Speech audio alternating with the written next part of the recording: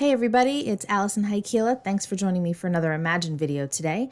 I've got the Astral Swirl stencil from A Colorful Life Designs and 3 colors of Radiant Neon pigment inks, and we're going to play with them on black and white cardstock. So even though Radiant Neons are a pigment ink, we need to, when we're working on black cardstock, we need to give it some type of base for the color to really shine through. So I'm going to use some Cloud White VersaMagic, which is a chalk ink pad. Love this white, it's really pretty. It goes on really nicely, and I'm using a sponge dauber from Imagine to apply it through the entire stencil onto my black cardstock. I'm working on my Imagine craft mat, which is silicone, so nothing is sliding around. I didn't really even need that washi tape up there, but it just makes sure that I don't make an error and shift everything around. So now I'm going to wash off that stencil. You want to make sure you clean it really well. And you can use a embossing gun to dry it if you'd like to. I did not at this point, but you certainly can if you'd like. I've got electric yellow Radiant Neon and a new sponge dauber. You can clean them in between, but I didn't want to have to worry about the dauber being wet, so I just grabbed a new one. So I'm using the electric yellow there in the center of that stencil. And I'm just kind of working my way out a little bit here.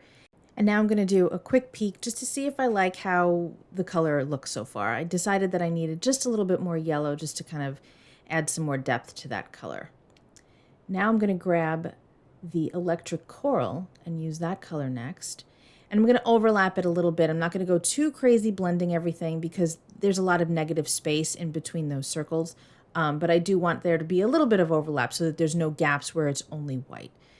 Just kind of working through. I have a different dauber here. I am going to use the same dauber for the electric coral and the electric pink. The colors are pretty close together, but I did wind up wiping it off a little bit on a towel on the side, just so that I didn't get any coral into my pink pad.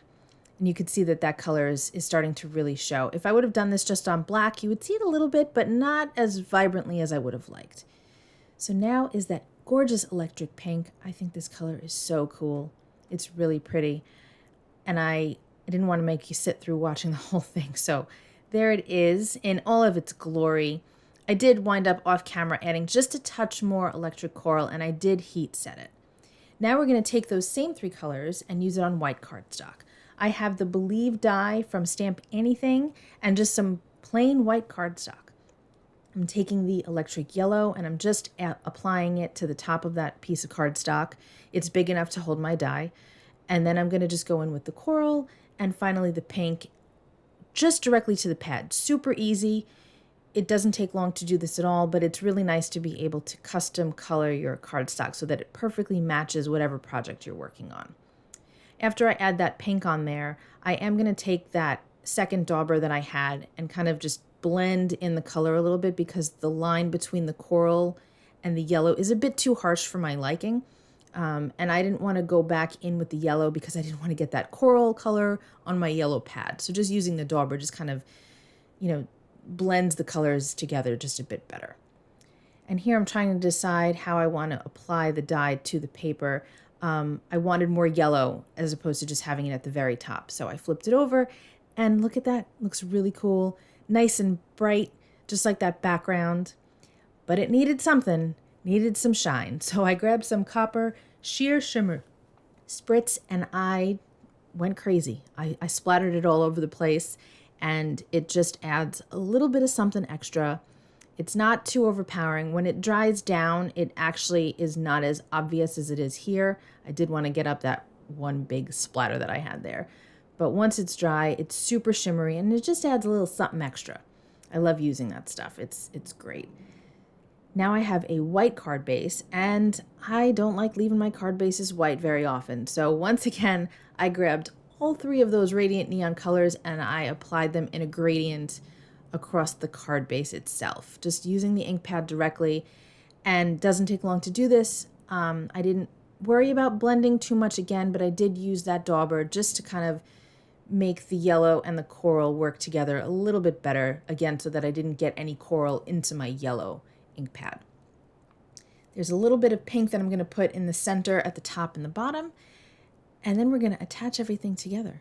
Have you used Radiant Neon inks before? There's a bunch of colors, they're all beautiful, and I enjoy working with them. You can emboss on top of them, although I probably wouldn't do anything more than a clear just because you don't want to lose that color, but they are fun to work with.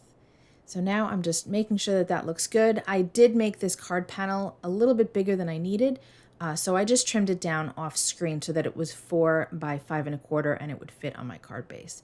You can see here that I'm just going in with that Dauber just to blend those colors a little bit. And now I'm going to adhere everything down, and I think that this is just a fun card. I haven't used my Radiant Neons in a while, so breaking them out and using them on some black cardstock was a lot of fun. I hope that you enjoyed this video today, and I hope that you'll be back again soon. Thanks so much for watching. I hope you have a great day. Be well, stay safe, peace out.